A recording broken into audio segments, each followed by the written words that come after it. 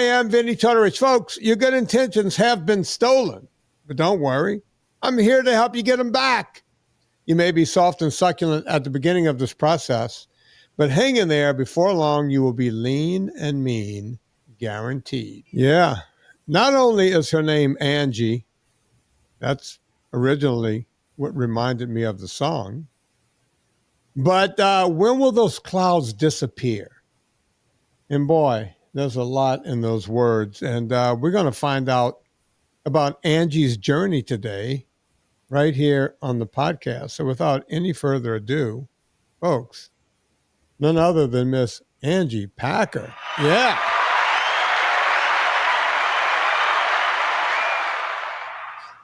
So Angie, I used to, long before you knew who I was, probably, I used to do 5 shows a week. Okay. And then we learned somewhere along the way that people can't keep up with 5 shows a week because, well, they got to listen to a crime podcast, and then they have other guys, people I've never heard of, like some guy named Rogan, some guy named Corolla. There's this Mike Rowe guy. Everybody, there's so many podcasts now, that you cannot possibly keep up with all of them. So we dropped it down to 3. And one of the most popular podcasts that I used to do, but I had to cut it out, was I would have the listener podcast on Saturday. So if you go back and listen to the old archives, we used to do it. And then we started doing a call-in show on Friday where people could call in and talk to me. And I didn't think that was going to take hold, but it turns out people like those call-in shows because those people generally have the same problem that other people have, so we can all learn, right? Yeah, it's true. Well, you are very similar to those people, and you sent a letter to Debbie. Debbie is my right-hand woman. And Debbie goes, you got to read this letter. Now, when I read a lot of the letters that Debbie sent, they're pretty inspiring, right? People have lost 150, 200 pounds. Doctor told the guy he was going to die. There was nothing else he can do. I don't know. He read my book, and next thing you know, he figures, I'll just start eating bacon. What the hell? I'm going to just kill myself quicker. And before you know it, he's losing weight off of medication. That's a true story, by the way. Yeah. And the funny part about that guy, not funny, haha, but the doctors told him, you're going to die soon. He went out and spent all of his life savings and then got healthy. And he was like, now what do I do? True story. What did he do? He got on with life and started working again and building up the savings that, I've spoken to the guy from time to time. He's in one of the groups. I think he's in the Facebook group. He might be in the Vinnie Tortorich VIP group. But I've actually met the guy on several occasions. And true story. He's told that story on this podcast. One of the things he did when he got healthy was he started doing music and playing in a band, and I think also doing comedy on top of everything else. So people figure out ways to get it done. Yeah. But, I'm excited and intrigued to talk to people all the time. Now, you didn't lose 200 pounds. No. You didn't lose 300. You didn't even lose 100. No. Not even 50. No. But your story is so common, and we don't talk about your story, right? I talk to people in consults 5 days a week. Pay a couple of bucks, you could get on the phone with me. And yeah, I talk to a lot of people who, hey, we couldn't get pregnant. We started doing low carb. We started following along, read your book. My wife got pregnant, right? This kind of thing. So those are atypical stories in the group because people just don't talk about that, but they tell me about it. And I thought that your story was atypical because you were just trying to stay healthy. Yeah. Right? Is that about right? And if I remember right, your story goes back to 2010. So let's start right there. How old were you in 2010, and what were you trying to do, Angie? So I was 42, My oldest was just graduating from high school, and typical mom, when they eat, you don't want to waste the food, you clean up the plates. Weight had kind of crept up, and I got to a point where I didn't want to buy the next size clothing because that was plus size. Not Yeah. good. So, all right, how tall and how big were you at 42? 5'2" and 165 pounds. Okay, so when you're 5'2", that's putting on weight. I mean, Mhm. that's considered, on any scale that would be considered putting on some weight, right? Right. So, what did you decide to do? I started counting calories, used an app, and it said 1,200 calories, you can lose weight. So that's what I did. I used the app every day, logged my food. When I hit 1,200 calories, I was done eating whether or not I was hungry. Weight Okay, came off from there, so how much weight came off? 30 pounds. All right, so 30 pounds came off. So you went down to 132, Yep, something. 134. Yeah. Were you healthy with that? Were you happy? I was happy. I was back to a size where I was typically before gaining the weight, but I was still having to watch what I eat. Okay, so you lost that 30 pounds. You had to watch what you ate. So basically, it's a calorie in, calorie out proposition, right? Yep. Which, by the way, I tell people all the time, it works, Mm-hmm. right? CECO works, but you're white knuckling it, and it only works as long as you're willing to white knuckle it Exactly. and pretty much live malnutrition. And I'm going to be honest with you, at 42 years old, cutting out good protein, right? Mm-hmm. Muscle building protein is not the way to go. It's not heart healthy. I'm just be honest with Yeah. you. Your heart's a muscle just like everything else. Everything starts to atrophy just a little bit, Mm-hmm. right? So everyone goes, oh, but I'll be thin, right? And I don't Right. care, But when you're losing muscle, now you're losing soft tissue, ligaments, tendons, all of that, and before you know it, you're losing bone, right? So you're Yeah. becoming frail. Um, One of the things I always hear, you tell me if you fell into this category, when people are eating low calorie like that in order to stay lean, did you feel cold all the time, even on hot days, that kind of thing? Yeah.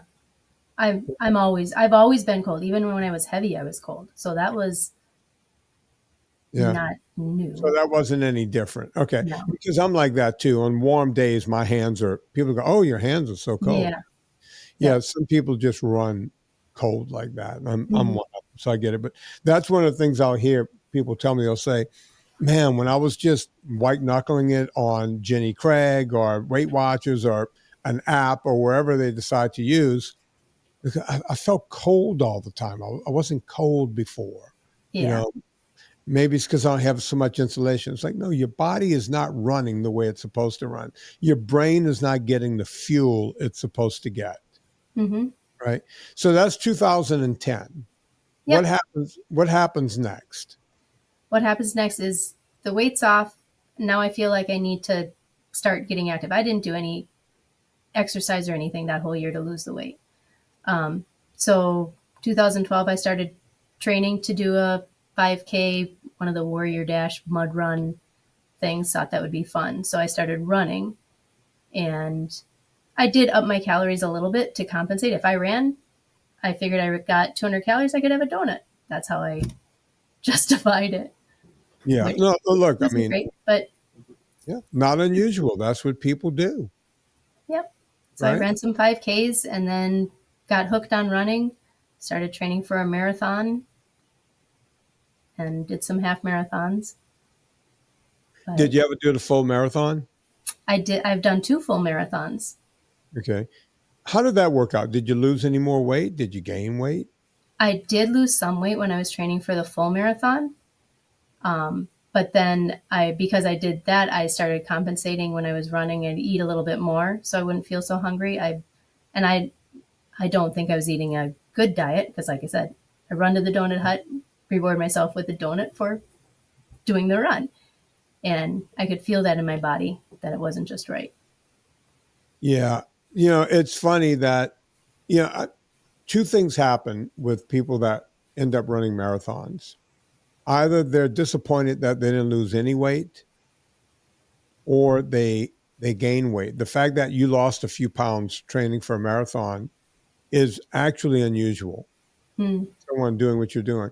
I can't tell you the number of people who said, I had muffin top and I just wanted to get rid of that little section I was coming on. I started running. I did a 5K, then I did a 10K, and then someone talked me into, the Disney fun run, the Yeah. Goofy run, half marathon. And the next thing you know, I'm doing, full marathon.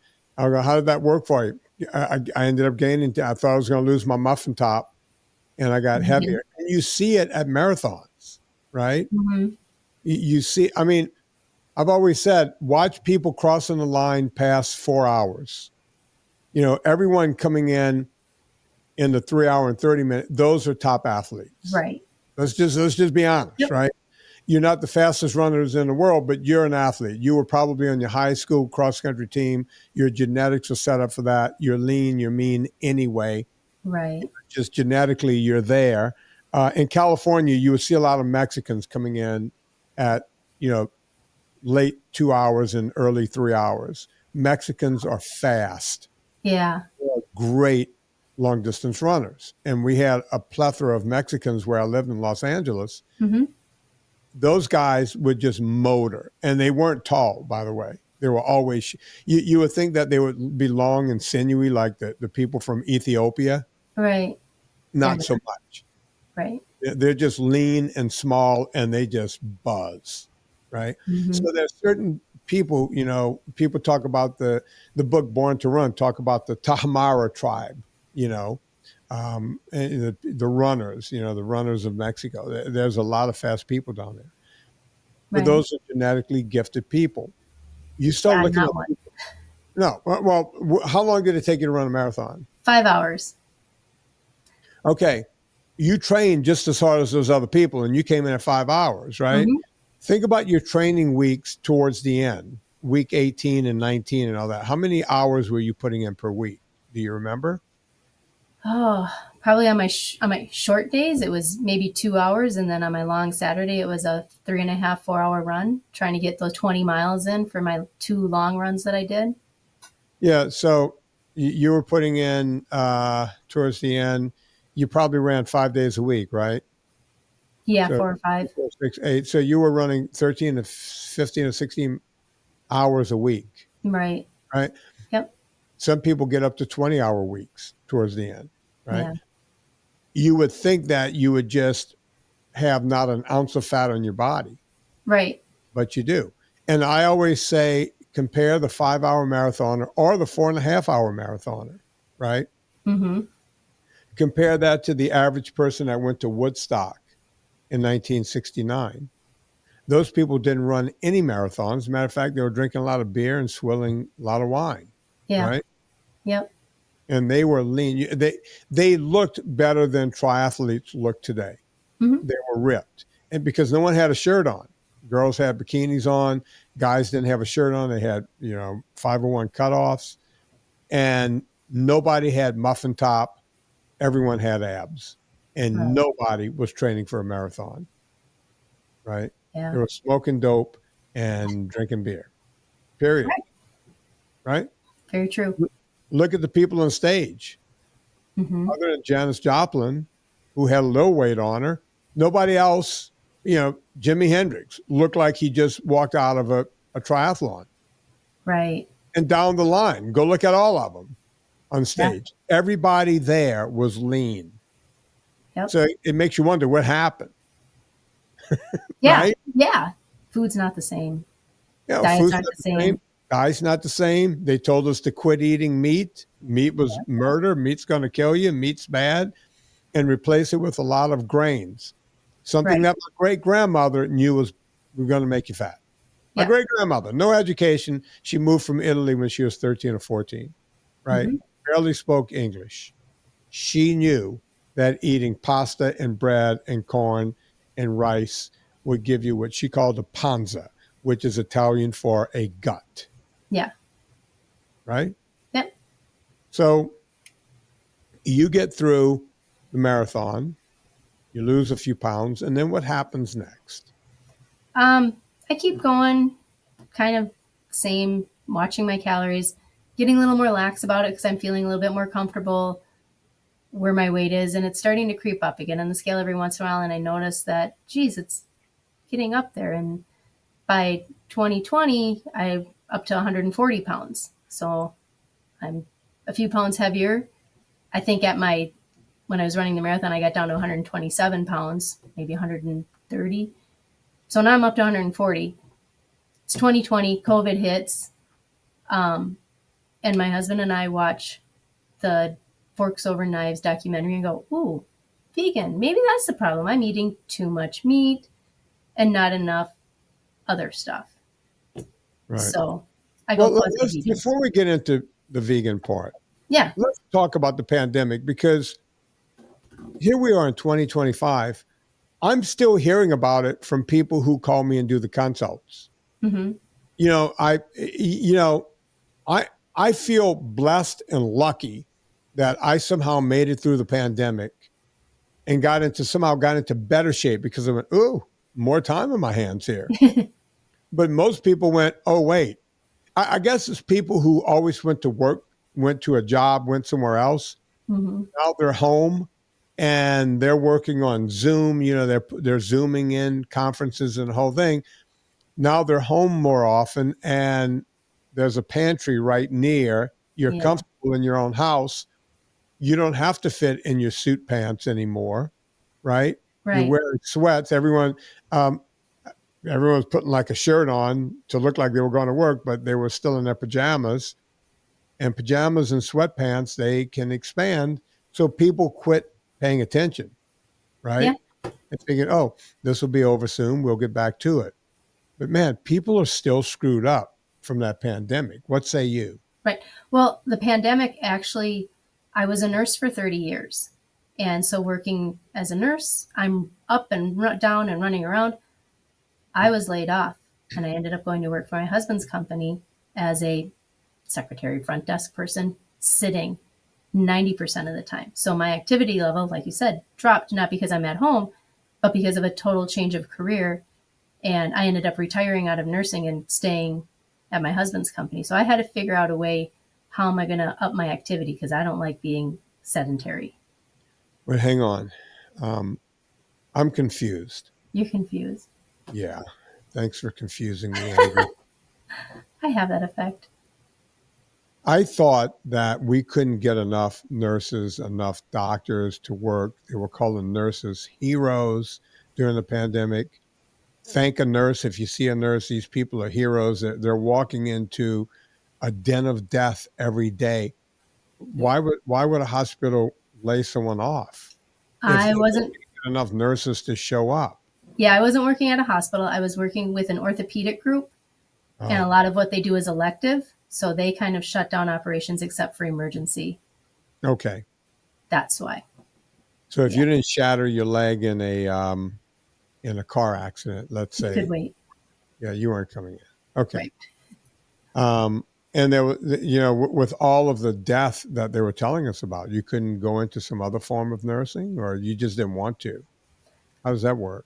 I didn't necessarily want to restart. I was hoping I'd be called back where I was, but the clinic decided, instead of bringing me back part-time, they wanted me full-time. Mm-hmm. And I had other obligations to take care of. So I didn't want to work full-time. So it was an easier transition. Well, fair enough, because I thought during those days they couldn't get enough people to roll up their sleeves. So you had a different situation. Yes. That's what I'm concerned with. It's like, how did she get laid off if they can't get enough nurses to show up? Yeah, because I was lucky enough to work in a clinic. Yeah. So. And people, I just went through cancer again, and every nurse that was there at the cancer center was explaining that they were a traveling nurse. Yes. And I'm like, how does that work? It's like, we want to travel. We want to see the world. It's like, well, don't they need nurses where you came from in Peoria? Yeah. But they give us more money to travel. Yeah. It's like nurses are making up stuff now. Folks, if you want a career, am I wrong in thinking if you want a good career, go into nursing? go into nursing and be a traveling nurse. I know several that they make twice what they could make where they live if they do go out and travel. Yeah. I live in Charlottesville, and they're everywhere. Mm-hmm. I run into traveling nurses everywhere. It's like, well, why don't they just pay more nurses more money to stay home and be nurses? It makes no sense. It doesn't make any sense. I So, agree. I don't understand it. yeah, no one really understands it, but they all seem to be, because, I have rental property and they want to rent my property. And I'm saying, well, we like to do longer term rentals. You guys are in and out in a few months, Right. To go on to Yep. the next gig. So, yeah. Yep. Yeah, it makes no sense. Okay. So, yeah, it's just a very interesting thing. I want to get into what happens next with the veganism. But before we do that, we have to talk about a product that is near and dear to my heart. Olive oil, Villa Capelli olive oil, longest running sponsor of this show. Yeah. Now listen, I know what you're thinking. Why can't I just go get the stuff at Costco? Why can't I get the stuff? I shop at Whole Foods. Do they have the good stuff? I don't know. They might. A book, Extra Virginity, came out talking about the scandals of olive oil. UC Davis used to, not anymore, they used to put out an olive oil study. Once every couple of years, they would study the olive oils. And they found that most of the oils in the United States were cut up to 40%. And it turns out that's what the government allows them to cut it. And you can still, by the way, if you go, you could go find like Bertolli's extra virgin, first pressed olive oil, 100% olive oil. Yes, the olive oil in the bottle is 100%, but that might not be the only oil in that bottle. See, it's a play on words. They can put seed oils in there. And then once you do that, you have to add a flavor to make it taste like olive oil. And you have to add color to make it look like olive oil. So they're bastardizing your oil here in the United States. Villa Capelli does not do that. So if you want the real deal, you want the stuff that's healthy for you, go get Villa Capelli. Put in promo code Vinnie, VINNIE. You'll save 10% every single time at Villa Capelli olive oil. We are talking to Angie Packer, and Angie was just getting ready to tell us that she's watching Fork Over Knives. Mm-hmm. And what about that movie caught your attention, Angie? What was it? All the studies that they had showing how bad dairy is for you, how much eating meat can raise the fat levels in your blood. They had athletes where they did studies on this documentary, watched a couple other documentaries, and started thinking, okay, maybe I need to stop eating meat. So started living on vegetables and pasta, rice, bread. Yeah, all of the vegan movies do the same thing, right? If you watch Forks Over Knives, if you watch any of them, Mm-hmm. right? It's all the same thing. They'll show you these studies. They'll show you, tests, and, the studies just showed this one thing. They'll show you athletes who are winning competitions and everything else. And it's all lies and it's all propaganda, and they get away with it. Mm-hmm. How they get away with it, I'll never know, because I don't know if you know this, but I've done 4 documentaries. Yep. And once you do a documentary, you got to get a special attorney that, does, they have to go through every single line of the documentary and go, okay, where did you get this information from? How do you know this is true? Where is this? Vegans don't care. They just lie. I watched a vegan documentary where they said if eating dairy products was racist. I'm not making that up. How? Yeah. It's the one, I can't remember the name of it. It's the one that came out after Forks Over Knives. Okay. I'm just going to put in vegan documentaries and see what comes up. Vegan documentaries. Oh, geez, you would be shocked at what comes up. There's a lot out there, and it makes you think that that's what you should do. Okay, it was What the Health, right? What the Health was famous for, there was a guy in there. He was an African American vegan doctor who claimed that dairy was somehow racist if you eat dairy. And then in Game Changers was, they just said, no, we have these Olympic athletes. Yep. The strongest man in the world was vegan. And I started looking at, because I watch all of these documentaries because I have to comment on them on this podcast. Right. And I remember when I was watching Game Changers, well, the thing that got me to do a documentary was the one before that, right? Right before that. By the way, they're always done by the same people. And that one was What the Health. And that's what got me, people came to me and said, you got to do the opposite kind of documentary where you lie in the other direction. It's like, no, I'm not going to lie. If I'm going to do a documentary, I'm just going to tell the truth. And people can either love it or hate it. Have you ever seen my movie, Fat, a documentary? I did. I've seen them all. Okay. So you get it, right? There's no lying there. It's just what it is. Here's the truth. Take it or leave it. Exactly. I don't have a horse in the race. Yep. I don't have skin in that game. You believe it or not believe it, Right. So, and then Game Changers came out, and that was even more weird because they said, well, this is the strongest man in the world. Well, I'm a nerd, and I've been watching strongman competitions since they used to come on Wide World of Sports in the 70s. Yeah. And I still pay attention to them. I could tell you about Louis Simmons and what goes on in the United States and the actual strongest men on the planet and what they're doing, right? Mm-hmm. Right. And I'm looking at this guy and I'm going, you're not even of the size of the strongest men on the planet. Why are you not, why do I not know your name? Right? Right. So I looked the guy up. It's the guy with the big mutton chop, the funny looking beard. He was Middle Eastern of some sort. And this is nothing against that guy, but he wasn't even in the race for being the strongest man in the world. He was the strongest vegan at a vegan weightlifting competition. That's a little different than the strongest man in the world. Oh, they just took liberty with that, right? They just went, this is the strongest man in the world right here. And he's a vegan. And by the way, I started looking at what he can lift. And the fact of the matter is, because I was into powerlifting in high school in the 1980s, right? And I coached college, both college and high school. And, football players they're not the strongest people in the world. He wasn't even as strong as high school power lifters. And they were calling him the strongest man in the world. That's just an out and out lie. Right. Another out and out lie was, it wasn't a lie. They said this woman is a top Olympian and she's a hurdler. Did you remember seeing that? Did you watch Game Changers? Yeah, I watched it and I remember vaguely seeing it, and I want to take them at their face value, right? So I don't do any research. I just say, oh, okay.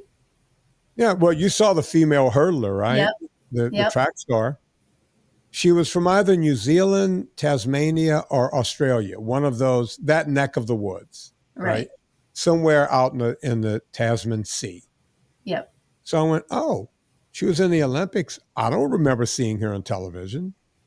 So let me go check it out. She wasn't even in the top 20. Now, the thing they don't show you, the thing people don't know about the Olympics, it sounds impressive when you say, oh, I went to the Olympics, right? Right. There are people from Zimbabwe in the Olympics that are in the swimming pool. Guess what you don't see in prime time? The guy that barely makes it across the pool. Like if you're from a country, they will send you just to say we've represented someone was in the pool. Right. You never see these people. Any 12-year-old can go out, a 12-year-old swimmer can go out and beat these people. As a matter of fact, one time they showed this guy almost drowning in the pool. Oh, jeez. It was very sad, right? The guy barely knew how to swim. So there are people in the Olympics because the country goes, well, we don't have anyone else. Might as well send this person. She was in the top I want to say 25, which means she didn't even make it to the television rounds. You know Right. how they'll show like 3 or 4 different heats leading Yep. up to the championship? She Yeah. didn't even make it into those Those heats. seats. Like she was disqualified for being slow long before that happened. Right. Now, listen, I've never gone to the Olympics. She's better than me. Okay. But the bottom line is you can't say she was a top Olympiad if we don't know her name. Right. Right? She's not in the running. Yeah. And then the guy who was narrating the thing, he was this British guy, and he was like, yeah, I used to do the battle ropes, and I was only able to do the battle ropes for like a minute. And then I went vegan for 2 weeks, and I was able to do the battle rope for an hour. And the only reason I stopped was because I was getting calluses on my hands. My hands were ripping. Okay. I've been an exercise physiologist since the 1980s. Mm-hmm. What you are describing, sir, is not humanly possible. To where you couldn't do something for a minute, you decided to cut meat out for 2 or 3 weeks, and now you can go for an hour. It doesn't make sense, Right. right? Yeah. But the average person is going to watch it and go, oh, really? Veganism is that strong? I can do that? Yeah. So I didn't mean to go off on a tirade, but it drives me a little crazy. Tell me about you guys forked over knives, Mm-hmm. and then what happened? You and your And husband decide, hey, we're going to do this? yeah, we watched a handful of other of these documentaries that came out, and I gave up meat for Lent, right? So my husband did it with me for the 40 days of Lent, and then he's like, I'm going back to my steak and my hamburgers, and I stayed with it for another couple of years. Years. Years. Yeah. Until I listened to Fitness Confidential. So what was your diet like when you were being a vegan? Lots of pasta, lots of rice, lots of bread, a lot of fruits and vegetables. And I wasn't a strict vegan. My mom is Italian. She makes my great grandmother's meatballs. I would eat the meatballs. I would eat the sauce that the meatballs were in. Um, and I would still eat all the cakes, sweets that had eggs or milk, but I wouldn't eat or drink the meat or milk separately, if that makes sense. Um, Right. Did you yeah. gain or lose weight being a vegan? Did you feel better or worse? What obviously I, you were still searching if you found me. yeah, um, I didn't feel better, definitely not better. I was still running, and I was noticing that I would get headaches maybe more often after I ran, even if I didn't run intensely. And I chalked it up to, oh, I'm dehydrated, so I drink more water. Right. Um, but the weight wasn't moving, and I was still religiously watching my calories because I didn't want to go up anymore. So it was harder. I don't want to Actually. put words in your mouth here, but did you find that you were more tired when you were eating more pasta and bread and grains? And did you find yourself in the afternoons going, man, I could really use a nappy poo right now? Yes, and I also found that I was hungry more often. Right. Well, yes, because of your ghrelin and leptin are thrown into a whirlwind, right? Right, The two right. hormones, one is supposed to make you feel hungry, the other one's supposed to make you feel full. Yep. And when you're just sitting there chowing down like a cow on grains, Mm-hmm. literally, you're eating, Literally. like an animal that doesn't eat meat. And yeah, people they talk about being, they're never sated. Number Yeah. one, and number two, the one I would always get is I became forgetful and I was tired and lethargic most of the day, unless I just ate a meal. It's Right. like if they just ate a pasta meal. It's like, yeah, it was good for like a half an hour, maybe an hour. And then I would get tired again. Yeah. Right? Yeah. I did notice that after a couple hours after I eat, I was hungry. I needed a snack. I needed something. Yeah. So how did you find me and this? And when did you find me in this? So I was on audiobooks, getting ready to take a road trip, found Fitness Confidential, downloaded it, listened to it, and thought, this guy's making a little bit of sense. Maybe I'll try it. I had gained maybe a couple more pounds, and again, not anything huge, but something needed to change. My clothing was getting tight, Mm-hmm. not fitting well. And so I thought I'll give it 30 days. No sugars, no grains. I came home from the weekend, told my husband, all right, I'm doing a 180. No sugar, no grains. My family thinks I'm crazy anyway. They gave me a lot of grief for being vegan. And so now I said 30 days, no sugar, no grains. And I did it very strictly for 30 days. Did you add any animal protein in? Meat, fish, dairy, anything? Eggs? Yes, I'm not a fan of eggs, but I did start eating scrambled eggs. I I used to like steak, so I went back to eating steaks, chicken. I don't do fish, but yeah. So I went to eating meat and dairy, and still my vegetables, but cutting out. I was surprised to find out corn was considered a grain. Yeah, no, a lot of people are. Yeah. Now, the one thing people always tell me, you were only a vegan for 2 or 3 years. I've had people, for some reason, when people come off of veganism, they're scared to go back and eat a piece of meat. There's some thought that if you just go back and eat a piece of meat, that your stomach is just going to constrict and just lock up and all this stuff. And in every single situation, I can't say every, but most situations, people will tell me, I was shocked. I ate a piece of meat and immediately went, oh, wait, I haven't felt like this in a long time, right? I feel great. This Mm-hmm. feels wonderful. What happened, right? They thought, oh, I got to introduce it slowly, maybe just, like a little piece like you would give to a bird or something. Just, Yeah. and, they end up being, the woman who used to do my Wednesday show with me, Gina Grad, didn't eat meat for like 20 years. And I finally convinced her to start with something. And she started with a hamburger, right? She Okay. cooked up a hamburger. And she said, I wanted to do hamburger, but I just wanted to do a little small piece. And I told my husband he can have the rest. And she goes, I housed the whole thing. And it was like, where in the hell have you been all my life? Yeah. Right?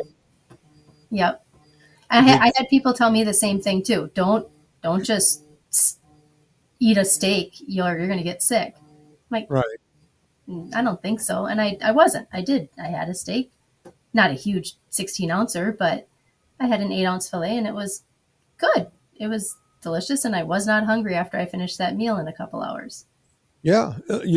Famously, this woman, Dr. Ann Childers, used to come on my show, and she was a vegan for years and years and years. And when she started feeling really bad and forgetful and thought she was losing her mind, didn't want to tell anyone else in the practice because she didn't want to lose her job, you know, one day she just had meat and immediately went, oh my God, because she started having problems with her teeth. Her hair was falling out. She had been a vegan for like 10 or 12 years, and she became more and more vegan. Like whenever the hair started falling out, instead of going, there's something wrong here, she doubled down on veganism. Sure. Right. And that's what people do a lot of times, right?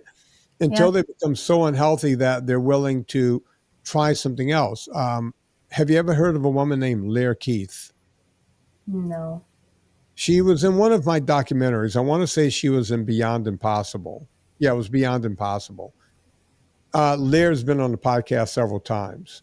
Okay. She was probably the staunchest of vegans ever. She was a lifetime vegan.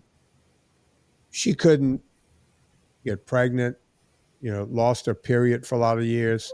She started when she was a teenager, something like Wow. that, and did Yeah. it until she was like in her 40s. And just one day and I mean, she would grow her own gardens and she was like serious, right? She Yeah. was like the model vegan, but her health just got worse and worse and worse and worse to where one day she said, I can't, I got to try something. And she ate meat and she thought that her body would rebel against the meat. Yeah, yeah. And as she's eating the meat, it's like her body's going, thank you. Her brain is going, thank you. Where in the hell has this meat been? I I need, needed that. right? So did you Yeah. have that feeling after just 2 or 3 years? Yeah, pretty much. I did notice that I felt better. I wasn't as tired. The nap thing, yeah, I wouldn't go home from work and say, "Oh, I just need to take a nap." You know, Right. I didn't have that at all. Um, yeah, it was different, and it is still different. I have more energy now, and I don't feel tired. I'm still cold, but I also have not counted calories in months, so that's been And nice. so you said your clothes were getting tight right when you started this. Are they Yep. still tight? No, they're loose now. Oh, good.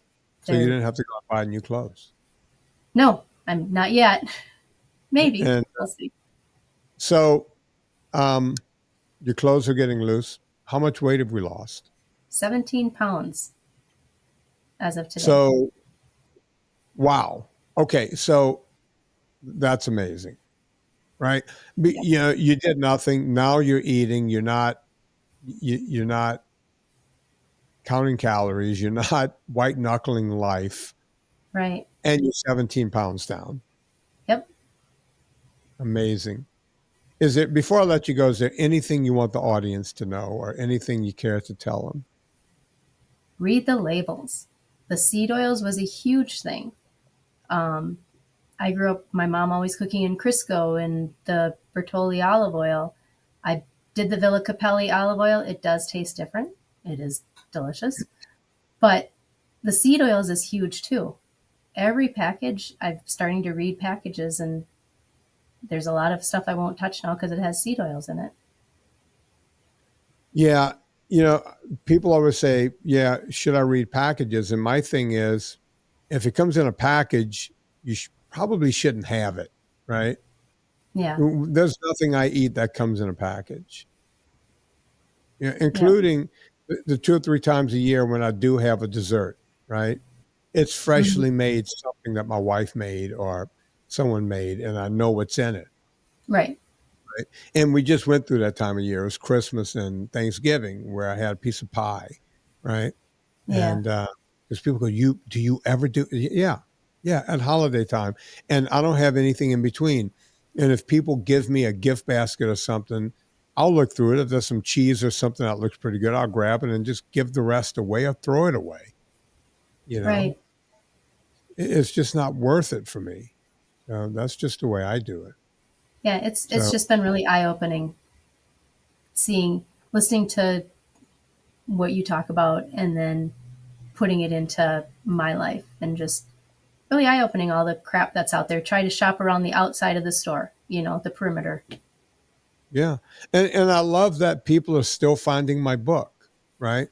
Yeah. Um, my accountant every year goes, "My God, this book has now been out." You know, because when a book first comes out, you get the really big hit. Right. You know, and you see, you know, what's coming in, and after like a you know after like a year or so, we thought, books usually die down in a couple of weeks. This thing went on for like a year, 18 months of just selling like hotcakes on Amazon. I guess Amazon kept going, hey, everyone loves this book. So they just kept it Yeah. in top rotation. But more so, the audiobook, just like you, people caught on to the audiobook. So I guess Audible said, hey, everyone loves this book. So they just kept putting it in front of people. Right. Yeah. Um, and here we are, like the book is like 12 or 13 years old now. And at the end of the year, we see what the receipts are in that book. And it's like, my God, it's still finding audiences, Right. which is shocking, right? And that's what makes me happy is that my book found you or you found my book. It's a great book, and it was a fun listen, and I'm glad I found it. Very grateful and glad I found it. Well, I'm happy that you found it too. I mean, it changed your life. It did. Not only did I sell a book, but you watched 4 of my documentaries. It makes me feel good Yeah. that I'm able to get this stuff out there and help people. So thank you. This means a Thank you. lot. Yeah, it's good. Folks, we'll call it right there. I don't want to keep Angie forever. Angie, did you like that I played a little Rolling Stones at the beginning? I did, but unfortunately, there's only two Angie songs that I know of. One of is the Rolling Stones, and one is the Helen Reddy one. So I'm glad you played the Rolling Stones one. You don't like the Helen Reddy one? No, she's mentally ill, living in a world of make believe. I don't want to be that person. I don't know much about Helen Reddy other than she wrote the song "I Am Woman," and I don't know much about her, but I will go and look her up. Yeah, I want to see what she's all about. Hang out because we have to wait for this to upload and everything else. So don't go away while I'm telling everyone goodbye here. got it. Folks, you know what to do. We all go shopping on Amazon. Before you go to Amazon, go to VinnieTortorich.com, click through the banner. It puts coal on the fire, gets my train down the track. All the vitamins are in stock over at PureVitaminClub.com. So go check out PureVitaminClub.com. We are in stock on everything, and I'm planning on keeping it that way. We also have PureCoffeeClub.com if you want to get some really good coffee, and NSNG Foods, where you can get the ultra fat. Yes, we are in stock on everything. I've been working my ass off to get these companies back after things went south for a while. I took them over myself, and it's my commitment to make sure that any business with my name on it is going to run correctly. So go check that out. On behalf of Angie Packer, oh, geez, I've lost my song here. Let me see if I can go back and find it. Okay. Is this it? Yeah. All right. Let's see. Is it here? I think this is it. On behalf of Angie Packer, my name is Vinnie Tortorich. Put life into living and do it with a little more of the Stones and Angie.